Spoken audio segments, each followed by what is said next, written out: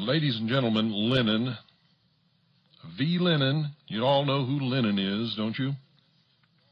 Said this, quote, "Democracy is indispensable to socialism," end quote. Now, why is that, do you think? Well, it's simply this, ladies and gentlemen. They're calling the United States a democracy now. It is not, never has been. It is a constitutional republic. A constitutional republic is where there is a balance of power. In the federal government, that balance consists of the executive branch, the judicial branch, and the legislative branch. In the election process, where we elect our representatives to go and take care of business for the state in Washington, D.C., we elect representatives. Our founders set this government up so that senators were picked by the state, not elected by the people. This would make sure that our constitutional republic could not become a democracy and thus turn into an oppressive, dictatorial, socialist state. For they understood the process well. The first step into turning the United States into a democracy was taking the power of the state to choose its own senators away and put it in the hands of the electorate, or the people. Whenever the people see that they can vote themselves whatever exists in the treasury, socialism quickly follows.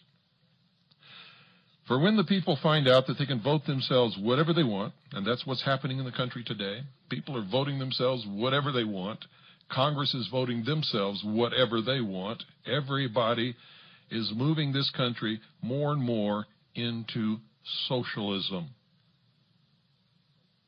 With socialism eventually comes a dictatorship.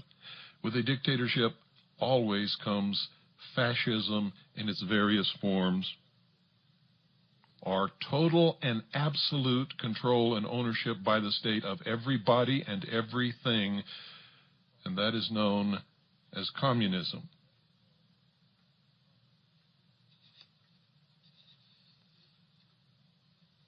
Freedom disappears, ladies and gentlemen, when people become dependent upon the state, or upon a dictator, or upon a king, or a lord, or an emperor, or a baron, or a duke or duchess, for their very existence, for their job, for their clothing, for their food.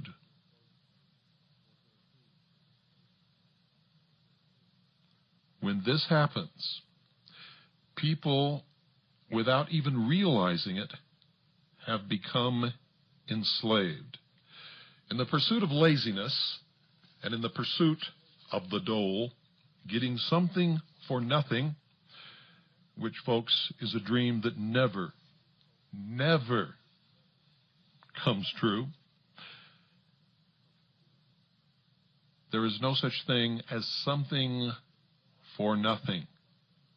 When you accept a benefit from a benefactor, you give away some of your rights, for the benefactor has a right to dictate the manner in which you use the benefit. When you become a child to a father or a mother, the father and the mother have the right to dictate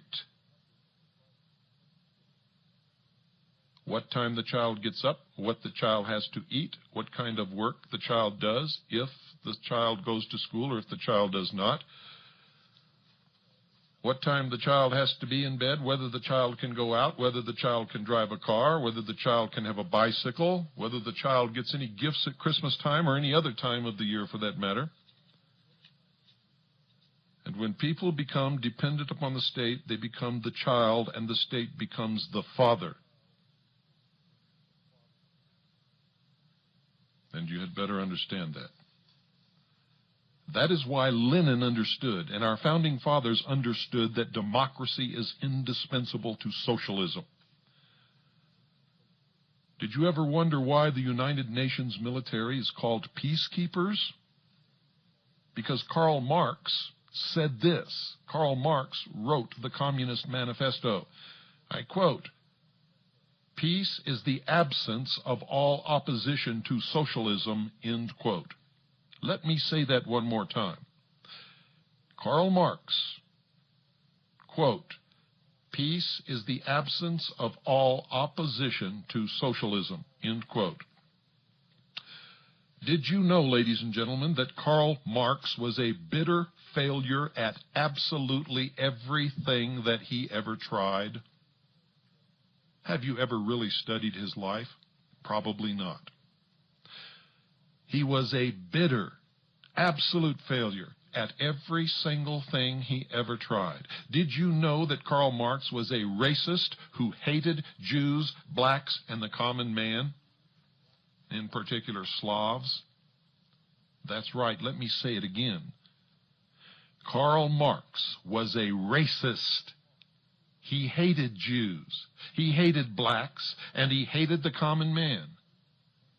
Your Marxist professor in college didn't tell you that, did he?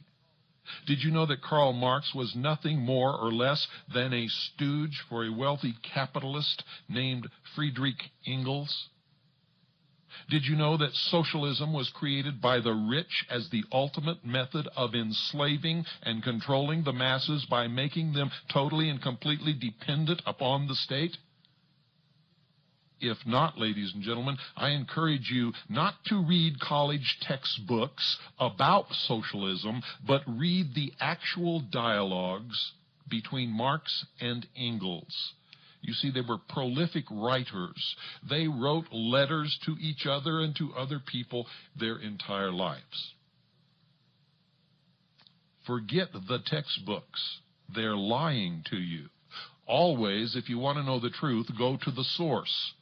That's why I get so angry when somebody calls me to find out what their congressman is doing in Washington. Read the dialogues between Marx and Engels, and you will find it all laid out clearly for anyone to see. Even the sheeple will understand it. Of course, it's dry reading, and it takes a lot of time, and it's boring to wade through all of that crap, because that's what most of it is, absolute, total crap. But if you want to find the truth, you've got to do that. Those who have been teaching you the lie about socialism know that you won't, in most cases, ever even attempt it. Of course, before you start, I must tell you that you must have a brain and some rudimentary intelligence, something that most socialists apparently lack. You see, modern-day socialists have perfected propaganda techniques to the point that the biggest lies are now regarded by the sheeple as absolute truth. For instance, let me take one little common big lie that the socialists have foisted upon the American people, and they have swallowed hook, line, and sinker. You see, the concept of right versus left. With the socialist given that the left extreme is communism, which is good somehow, left, liberal, communism, socialism is good, and the right extreme is Nazi, bad. This has happened through repeated connection of Nazi with right, and not any basis in fact whatsoever. It is a deception of the greatest magnitude, for Nazi is not right, never was right, and can never be right, pun absolutely intended. You see, ladies and gentlemen, any scale must measure two extremes, or it's not a scale. In effect, heavy versus light, white versus black, light versus darkness, fat versus thin, and etc. You see, the concept that a scale measuring left versus right has at its two extremes elements of total control and oppression is absolutely ludicrous and is one of the biggest lies that has ever been foisted upon this world. The truth, ladies and gentlemen, the truth is that the scale measures at the extreme left the total control and ownership of everything and everyone by the state. This is called communism. Versus, at the right extreme, the absence of any control of anything or anyone by anybody, which is called anarchy. Between these two extremes are all the other forms of government and or control or absence of control. Somewhere near the middle is our constitutional republic. Didn't you ever wonder, ladies and gentlemen, how the socialist big lie made anarchists absolutely disappear from the equation?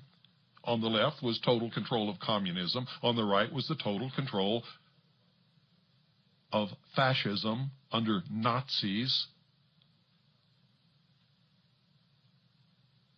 What was anarchy supposed to be in the middle? Where our constitutional republic actually sits? Didn't you ever wonder about that? Or do you ever wonder about anything anymore?